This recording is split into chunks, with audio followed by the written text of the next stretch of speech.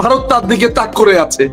ভারত যদি চায়, মানে সরি টু সে, ভারত যদি চায়, মানে বাস্তবতার আগে বোঝেন, আধা ঘন্টা লাগবে না বাংলাদেশ দখল করতে। যে এই বাংলাদেশিরা ইতিহাসকে ডিজার্ভ করে 32 নাম্বারের মতো একটা ঐতিহাসিক বাড়ি। তারা আফসোস করছে যৌথ বাহিনীর দলিল নিয়ে। আমার তো মনে হয় না বাংলাদেশে কোনো ঐতিহাসিক কিছু থাকা উচিত।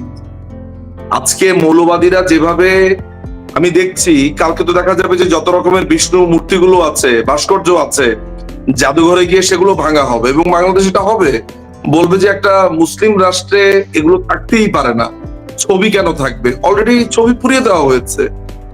বাংলাদেশে বঙ্গবন্ধুর যত ছবি আছে, আমাদের জাতীয় চারণের, আমাদের মুক্তিযুদ্ধের সমস্ত কিছু পুড়িয়ে দেওয়া হয়েছে।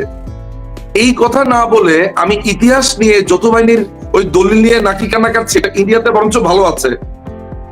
ওই ডকুমেন্টস গুলো বাংলাদেশ ছাড়া পৃথিবীর অন্যান্য দেশ ইতিহাসকে মূল্য দিতে পারে, ঐতিহাসিক ব্যক্তিদেরকে সম্মান দিতে পারে। বাংলাদেশের মানুষ প্রথমত কাউকে সম্মান দিতে পারে না, সে সম্মান কিভাবে দিতে হয় তাও জানে না। কোন রকমের, মানে এই যে ভব্যতা, সভ্যতা, একটা আস্ত অশিক্ষিত মূর্খ, একটা কথা মাথায় রাখবেন, মৌলবাদ এবং মূর্খ, এটার একটা ডেডলি কম্বিনেশন বাংলাদেশে। আপনি আপনার এই যে শো যে চলছে, আমি একটা প্রমাণ দেই, এই শোর মন্তব্যগুলো পড়েন তো আপনি। মালু, মালাউন, ভারতের মাথায় মুতি, ভারতের মাথায় এই করি, এগুলো হচ্ছে বাংলাদেশি মানুষের ভাষা। এগুলো হচ্ছে বাংলাদেশের মানুষের ভাষা। এই দেশকে আপনি কি চিন্তা করেন? আপনি খালি কমেন্ট গুলো দেখেন। ঢাকায় আপনার প্রকৌশল বিশ্ববিদ্যালয়ের মতো, যেখানে কথিত হিজবুত তাহরীর এখন ভরে গেছে, বলা হয় যে এখানে মেধাবীরা পড়ে, কুয়েট, চুয়েট, এরকম একটা শিক্ষা প্রতিষ্ঠানে ভারতের পতাকাকে রাখা হয়েছে, মানুষ যাতে সেটা পদদলিত করে যেতে পারে। অসভ্যতার চূড়ান্ত করেছে। সেই বাংলাদেশের মানুষ আবার ন্যায্য হিস্সা চায়, সেই বাংলাদেশের মানুষ আবার ন্যায্য অধিকার চায়। শুধুমাত্র ভারতকে নিয়ে না, কিন্তু শুধুমাত্র ভারতকে নিয়ে না, মানে বাংলাদেশিদের শুধু ইউটিউবে আর ফেসবুকে কমেন্ট করলে, কমেন্ট গুলো দেখলে বুঝবেন যে সারা পৃথিবীর মানুষ ওদের শত্রু। একটা ক্রিকেট খেলা হোক, শ্রীলঙ্কার সাথে লেগে বসেছে। একটা ক্রিকেট খেলা হোক, নেপালের সাথে লেগে বসেছে। একটা ক্রিকেট খেলা হোক, মালদ্বীপের সাথে লেগে বসেছে। অদ্ভুত, মানে একটা বাংলাদেশ। এবং সবচেয়ে বড় ব্যাপার হচ্ছে, এই যে আপনি আলোচনা করছিলেন যে বাংলাদেশের দিকে নাকি ভারত অস্ত্র ত্যাগ করে আছে, এই ত্যাগ করে আছে, এই যে সেলফ, এটাকে কি বলে, একটা খুব ভালো ইংরেজি শব্দ আছে, নার্সিসিজম। বাংলাদেশের ধারণা সারা পৃথিবী তার দিকে তাকিয়ে আছে, অথচ একটা ভয়ঙ্কর অগুরুত্বপূর্ণ একটা রাষ্ট্র, যার সারা পৃথিবীতে একটা কাঁঠালের বিচির মতো তার আসলে অস্তিত্ব না, তার ধারণা হচ্ছে সারা পৃথিবী তার দিকে খুবই অ্যাটেনশন দিয়ে আছে, ভারত তার দিকে তাক করে আছে। ভারত যদি চায়, মানে সরি টু সে, ভারত যদি চায়, মানে বাস্তবতার আগে বোঝেন, আধা ঘন্টা লাগবে না বাংলাদেশ দখল করতে। নিজের অকাত, একটা শব্দ আছে অকাত, আগে নিজের অকাত বোঝেন, নিজের যে হ্যাসিয়াত, এইটা আগে বোঝা উচিত বাংলাদেশের। আমি দেশ, আমার দেশ। বাংলাদেশ, ইংল্যান্ডে যাওয়ার আগে জানতাম সুজলা শস্য মনে নাকি বাংলাদেশ। ইংল্যান্ডে গিয়ে দেখি পুরো দেশটা সবুজে ভরা, আর বাংলাদেশ হচ্ছে পুরো গাছপালা সব বালুতে ভরা। এই দেশটা হচ্ছে একটা প্রপার একটা মানসিক রোগীর নার্সিসিস্ট একটা দেশ। এই দেশ বঙ্গবন্ধুর ভাস্কর্য ভাঙে, এই দেশ মানুষকে কোন রকমের সভ্যতা জানে না, ভব্যতা জানে না, গালি গালাজ এবং অশিক্ষা, কুশিক্ষা, এগুলোতে ভর্তি একটা রাষ্ট্র। এইটা একটা কমপ্লিট ব্যানানা রিপাবলিক। এখানে খুব সামান্য মানুষ পড়াশোনা করেছে, এখানে খুব সামান্য মানুষ শিল্প ও সংস্কৃতির চর্চা করে, এখানে খুব সামান্য মানুষ বই পড়ে, এখানে খুব সামান্য মানুষ পরিশীলিত। এই মানুষগুলো এখন সমাজের লুকায়িত আছে, তারা লুকিয়ে আছে। আর যাদেরকে আপনি দেখছেন মৌলবাদ, সারাক্ষণ খালি আপনি বলছেন যে ইন্ডিয়ার সাথে এই সেন্টিমেন্ট, কিসের সেন্টিমেন্ট? ইন্ডিয়া কি করেছে? If you ask them what did India do, কি করেছে, একটা ওয়ার্ডও বলতে পারবে না। একটা MUI, একটা কন্ট্রাক্ট, একটা দলিল নিয়ে কেউ কথা বলতে পারবে? মানে বাংলাদেশের যে ধারণা হচ্ছে, বাংলাদেশের ধারণা হচ্ছে, শোনেন আমি আপনাকে শেষ কথা বলেছি, এইটা যদি ইন্ডিয়া যদি একটা না, খারাপ লাগে, বুকে এসে লাগে। আপনি আমার দেশ সম্পর্কেই তো বলছেন, আপনার দেশ সম্পর্কে বলছেন এবং অনেক কষ্টের কথাগুলি বলছেন, সেগুলো আমি বুঝতে পারছি। না না, এটা আমার দেশ না, আমারও চোখে পানি চলে আসছে যে আমি বিশ্বাস করতে চাই না একটা কথা বলি, বাংলাদেশ আমার রাষ্ট্র না। Let me finish please. Bangladesh আমার রাষ্ট্র না, এই দেশে আমি জন্মাই নাই। হ্যাঁ, বাংলাদেশ আজকে যদি ইন্ডিয়ার জায়গাতে সৌদি আরব থাকতো, তাহলে সারাদিন লাত্তি উষ্টা দিলেও ওকে পা ধরে রাখতো। একটাই সমস্যা, ইন্ডিয়ার অধিকাংশ মানুষ হিন্দু, এই হচ্ছে মূল সমস্যা। একটা ধর্মান্ধ, একটা মৌলবাদী, একটা আস্ত অশিক্ষিত মূর্খের, অধিকাংশ মূর্খ এই শত্রুতা করছে, নাথিং এলস। যারা পড়াশোনা জানে, যারা শিক্ষিত, তারা আজ স্তীমিত হয়ে আছে, তাদেরকে আজ দমিয়ে রাখা হয়েছে, কমপ্লিটলি মৌলবাদীরা দখল করে নিয়েছে। আপনি এটা বিশ্বাস করেন আর না করেন, এটাই আমার দেশ, এটাই আমার দেশের অবস্থা। আর আমার সারাক্ষণ মনে হয় যে আমাকে মনে হয় পৃথিবী অনেক দাম দিচ্ছে, আমেরিকা মনে হয় এই করেছে, ভারত আমাকে নিয়ে যাবে। আরে ভারত যদি আপনাকে নিয়ে দিতে চায়, আপনার 10 মিনিট লাগবে, 3টা রাফেল পাঠা দিলেই তো হয়ে যাবে। বলেন কি আপনি আপনার শক্তি বুঝে কথা বলবেন না? আন্তর্দেশ খালি বলতেই থাকি। ভারতের সাথে আমার শত্রুতা সম্পর্ক হবে কেন? ওয়াই? ভারতের সাথে দুটো আলাদা রাষ্ট্র, আমার অধিকার আমি প্রতিষ্ঠা করব সম্মানের সাথে, তাকে আমি সবকিছু দিয়েও দিব না, আমার এই সম্মানটা বজায় রাখি। আপনি ইন্ডিয়াকে, অধিকাংশ বাঙালি ডাকে রেন্ডিয়া। ওয়াই? ওয়াই?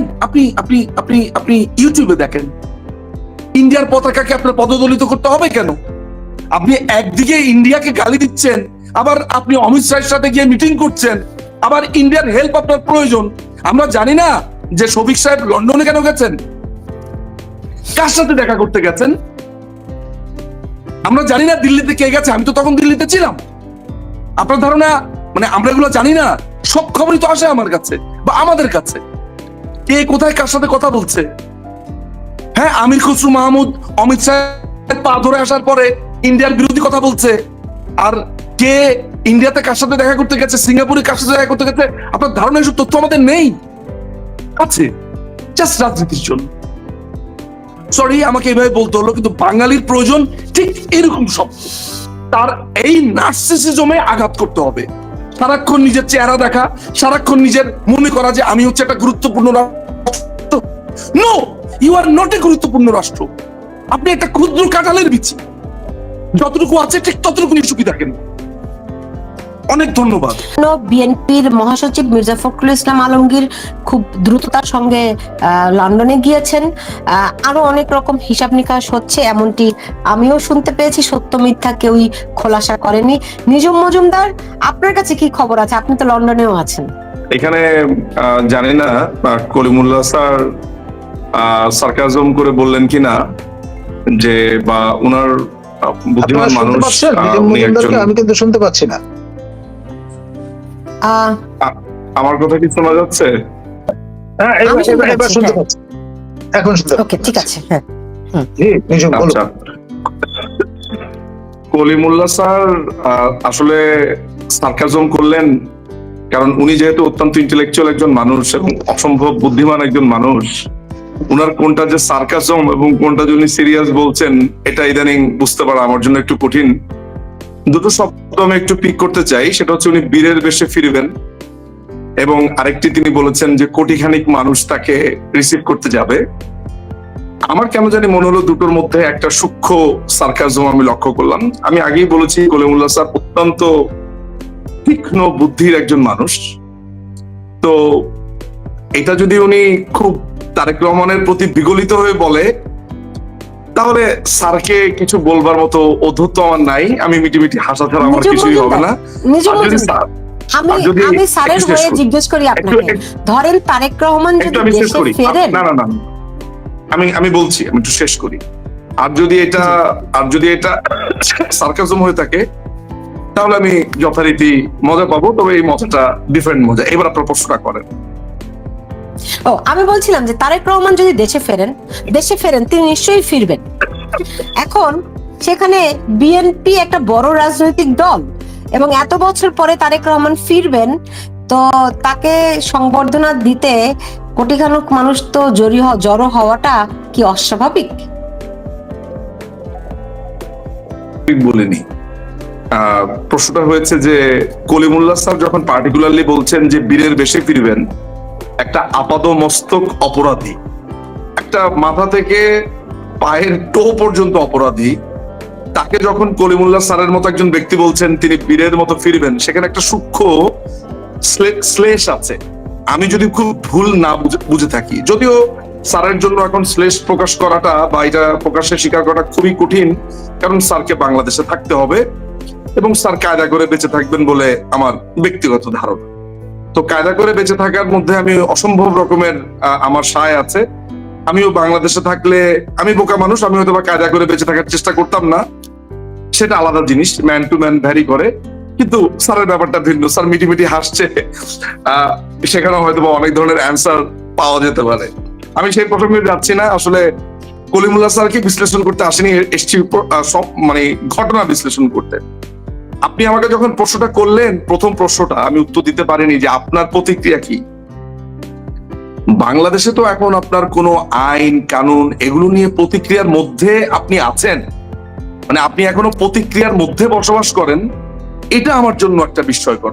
তারেক রহমানকে খালাস দিয়েছে, এটা বিস্ময়কর না। অর্থাৎ কেউ যখন আমাকে জিজ্ঞেস করে বাংলাদেশে যা চলছে এটা নিয়ে আপনার ধারণা কি, এটা নিয়ে আপনি কি বলবেন, আমি তো এখন আর মনে করি না যে বাংলাদেশ চলছে, মানে it's just a banana Republic.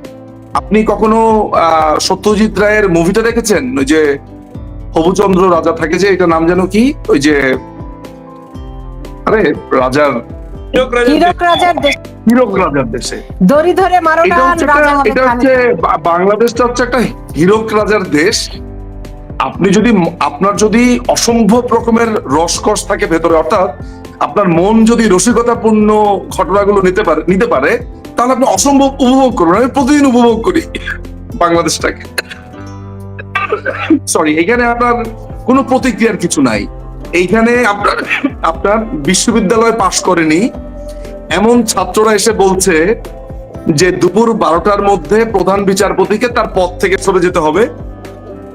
যদি আমরা তাকে হবুচন্দ্র রাজা বলি, ওইখানে গবুচন্দ্ররা সেখানে ইয়েস স্যার বলে, এবং তাদের কিছু সভাসদ এসে প্রধান বিচারপতি নেমে যায়। এরপর তার 1 ঘন্টা পরে ঘোষণা দেওয়া হয় সন্ধ্যা 6টার মধ্যে রিফাতকে প্রধান বিচারপতি হতে হবে। রিফাত প্রধান বিচারপতি হয়ে যায়। এখানে বলা হয় যে একজনের 660 কোটি টাকা মৌকুফ, তার মৌকুফ হয়ে যায়। বলা হয় যে আগামী 5 বছর তাকে কোনো টাকা পয়সাই করই দিতে হবে না, সেটা হয়ে যায়। এখানে কেউ যদি আপনাকে বলে যে আপনার নাম নিঝুম না, নিজু মজুমদার, আপনাকে শুনতে পাচ্ছি না কিন্তু। আপনার নাম হচ্ছে XYZ, সেটাই হয়ে যাবে। এখানে প্রতিক্রিয়া না। আপনি আমাকে যে প্রশ্নটা করবেন, আমি আপনাকে একটু বলে দেই, অধত্ব দেখায়, আপনি সাংবাদিক, আপনি আমাকে নেক্সট টাইম থেকে প্রশ্নগুলো এভাবে করবেন, নিঝুম ভাই কেমন মজা পাচ্ছেন, আমি তখন আপনাকে একটা ভালো অ্যান্সার দিতে পারবো। কিসের প্রতিক্রিয়া? আপনি আমাকে বলেন যে আমি কতটুকু মজা পেলাম, আমার স্কেল কতটুকু, এটা আপনি জিজ্ঞেস করেন, আমি সেটা উত্তর ভালোভাবে দিতে পারবো। আপনি একটা মুভি দেখেছিলেন, একটা ইন্ডিয়ান মুভি, নো ওয়ান কিল জেসিকা। আপনি জানেন যে জর্জ মিয়া নামে যে ভদ্রকে গ্রেফতার করা হয়েছে, ছেলেটার বাড়ি মনে হয় নোয়াখালী সোনাইমুড়িতে, ভুল না করে থাকলে। আপনার ও প্রথমে পোস্টার বিক্রি করতো গুলিস্তানে, এরপরে মনে হয় ফলের দোকানদার। তাকে এসে বলে এক সকালবেলা, এই তুই কালকে থেকে তুই বোমা মেরেছিস। ও বলে স্যার কিভাবে মারলাম? বলে তুই মেরেছিস, এই জন্য তুই মারলি। তো এটা দেখে আমার হুমায়ুন আহমেদের একটা গল্পের বইয়ের কথা মনে পড়লো, সেটা হচ্ছে হলুদ হিমু কালো র্যাব। সেখানে হিমুকে গ্রেফতার করা হয়েছে, র্যাবের একজন অফিসার বলছে, এই তুই গান্ধীর ছাগল চুরি করেছিস। তো যাকে ধরা হয়েছে সে বলছে অবশ্যই করেছি স্যার, খালি একটু ধরায়া দেন কিভাবে করেছি। তো ঘটনা হচ্ছে এরকম যে আপনি আমাকে এখন বলেন নিজু ভাই আপনি গান্ধীর ছাগল চুরি করেছেন, অবশ্যই আমি গান্ধীর ছাগল চুরি করেছি, খালি আমাকে আপনি একটু ধরা দেন যে আমি কিভাবে চুরি করেছি, তাহলে আমি ওইভাবেই বলবো, আপনাকে কোনো সমস্যা নাই। সো হবুচন্দ্র আর গবুচন্দ্রের দেশে কতটুকু মজা পেলাম সেটা প্রশ্ন করেন, প্রতিক্রিয়া জানতে চান। অনেক ধন্যবাদ।